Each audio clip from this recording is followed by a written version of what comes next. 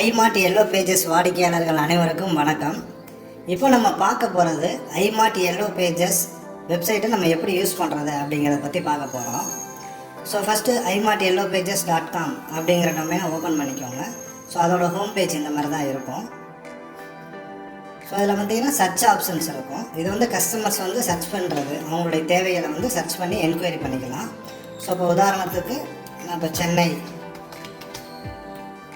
இதில் எனக்கு தேவையான ப்ராடக்ட் வெட்டிங் ஃபோட்டோகிராஃபர்ஸ் ஸோ அப்படிங்கிற கீவேர்டை கொடுத்து நான் சர்ச் பண்ணேன்னா அதோட லிஸ்ட் அவுட் எல்லாமே வந்துடும். ப்ளஸ் இந்த மாதிரி ஒரு என்கொயரி ஃபார்ம்ஸும் வந்துடும். அதில் கஸ்டமர்ஸ் என்கொயரி பண்ணாங்கன்னா iMart Yellow Pagesல ப்ரீமியம் கட்டின மெம்பர்ஸ்க்கு வந்து என்கொயரி வந்து எஸ்எம்எஸ் மூலமாக வரும். ப்ளஸ் லாகின் பண்ணி அவங்களுடைய டீட்டெயில்ஸ் பார்த்துக்கலாம். ஓகே,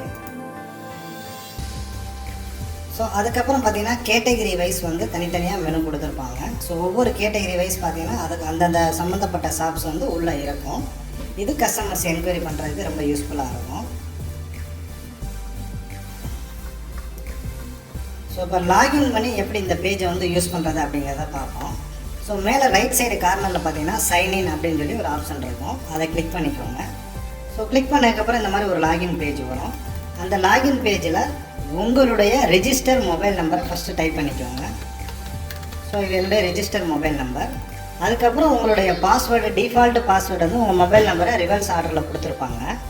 நீங்கள் அந்த பாஸ்வேர்டை கொடுத்து உள்ளே போய் நீங்கள் பாஸ்வேர்டை சேஞ்ச் பண்ணிக்கலாம். ஸோ இப்போ நான் பாஸ்வேர்டு கொடுக்குறேன். லாகின் பண்ணதுக்கப்புறம் உங்களுக்கு ஒரு லாகின் டேஷ்போர்டு ஓப்பன் ஆகும். ஸோ அந்த டேஷ்போர்டில் சம்மரியில் உங்களுக்கு எத்தனை லீட்ஸ் வந்திருக்கு அப்படிங்கிறது ஆல் லீட்ஸ் அப்படிங்கிறதுல இருக்கும். இப்போ 11 லீட்ஸ் வந்திருக்குனால 11 காமிக்குது.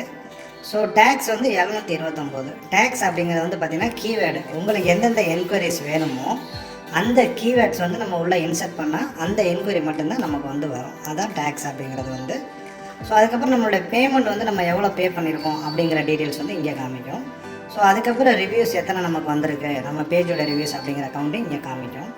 ஸோ கீழே பார்த்தீங்கன்னா அதுக்கப்புறம் ஷாப்பர்ஸ் என்கொயரி அப்படிங்கிறதுல வந்து பார்த்திங்கன்னா ரீசெண்டாக வந்து உங்களுக்கு ஒரு 10 என்கொயரியுடைய லிஸ்ட் வந்து இங்கே ஹோம் பேஜில் காமிக்கும். இது எல்லாத்தையுமே நம்ம வந்து விரிவாக வந்து நம்ம பார்க்க முடியும்.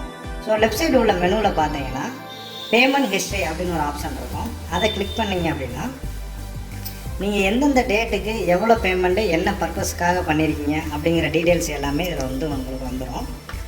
ஸோ இதை வந்து நீங்கள் டவுன்லோடு வந்து எக்ஸலில் வந்து பண்ணிக்கலாம் உங்களுக்கு வந்து இந்த ஹிஸ்ட்ரி எல்லாத்தையும். ஸோ அதுக்கப்புறம் மை பிஸ்னஸ் லிஸ்டிங் அப்படிங்கிற மெனு இருக்கும். அந்த மெனுவில் உங்கள் கம்பெனியோட டீட்டெயில்ஸ் எல்லாமே நீங்கள் வந்து சேஞ்ச் பண்ணிக்கலாம். உங்களுடைய நேமோ, அட்ரஸோ, phone numbers, emails, login password, மற்ற டீட்டெயில்ஸ் எல்லாமே வந்து நீங்கள் வந்து இதில் வந்து சேஞ்ச் பண்ணிக்கலாம். கீழே கடைசியில் பார்த்தீங்கன்னா மெனு 1, மெனு 2, மெனு 3 இருக்கும். ஸோ நார்மலாக மெனு 1ல் அபோட்டஸ் அப்படிங்கிற டீட்டெயில்ஸ் கொடுத்து நம்மளோட அபோட்டஸ் கொடுத்துக்கலாம். மெனு 2ல் வந்து அவர் சர்வீஸ் கொடுத்துக்கலாம்.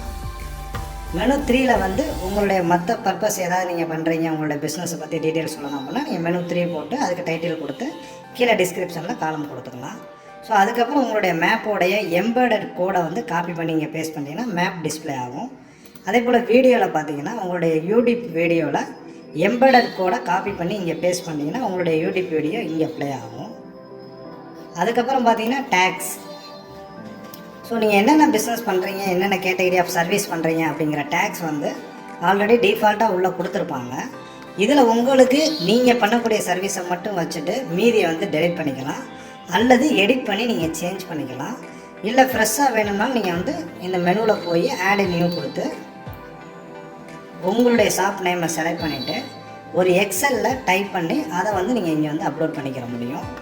திரும்ப வேணாம்னா நீங்கள் வந்து டேக்ஸில் போய் அந்த லிஸ்ட் அவுட்டை நீங்கள் எதை வேணாமோ அதை மட்டும் நீங்கள் செலக்ட் பண்ணி டெலிட் பண்ணிக்க முடியும். ஸோ அதுக்கு அடுத்த ஆப்ஷன் வந்து என்கொயரி.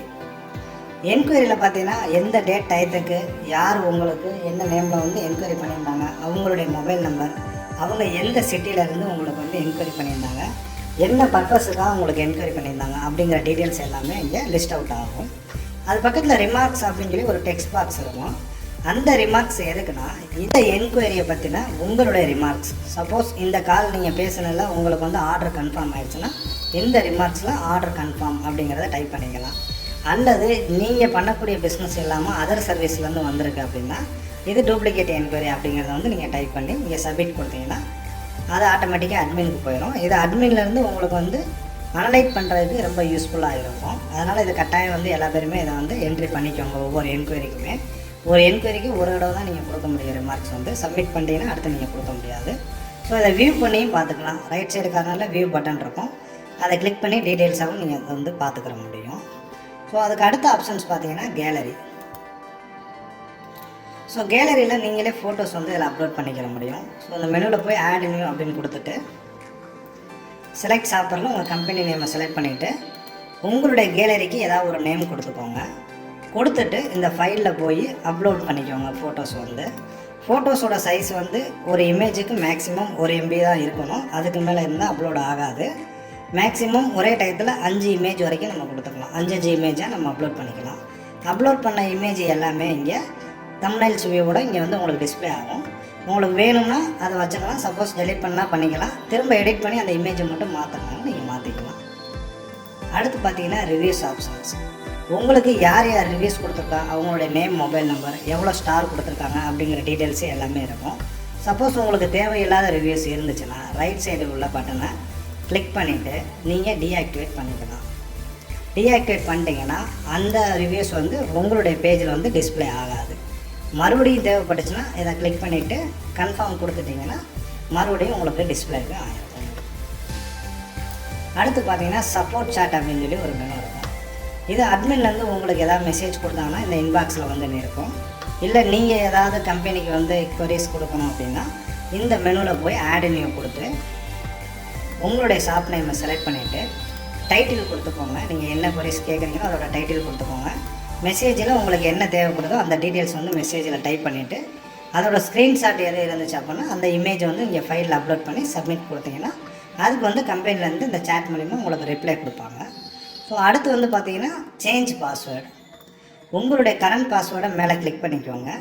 நியூ பாஸ்வேர்டை இங்கே கொடுத்துக்கோங்க. கன்ஃபார்ம் நியூ பாஸ்வேர்டில் கன்ஃபார்ம் கொடுத்துக்கோங்க. கொடுத்துட்டு சப்மிட் கொடுத்தீங்கன்னா உங்களுடைய நியூ பாஸ்வேர்டு வந்து சேஞ்ச் ஆகிடும். உங்களுடைய ஒர்க்கு முடிஞ்சிருச்சு அப்படின்னா, தேவையில்லை இந்த பேஜ் அப்படின்னா நீங்கள் லாக் அவுட் கொடுத்துக்கலாம். அல்லது டிஃபால்ட்டாக லாகின்ல இருக்கட்டும் அப்படின்னா லாக் அவுட் கொடுக்காமல் விட்டுக்கலாம். இந்த இன்ஃபர்மேஷன் உங்களுக்கு ரொம்ப யூஸ்ஃபுல்லாக இருக்குன்னு நினைக்கிறேன். இதை பார்த்துட்டு யூஸ் பண்ணிக்கோங்க. வேறு எதுவும் தகவல் தேவைப்பட்டுச்சுன்னா இந்த சப்போர்ட் சாட் மூலிமா கம்பெனியில் டீட்டெயில்ஸ் எல்லாமே கேட்டுக்கோங்க. தேங்க்யூ.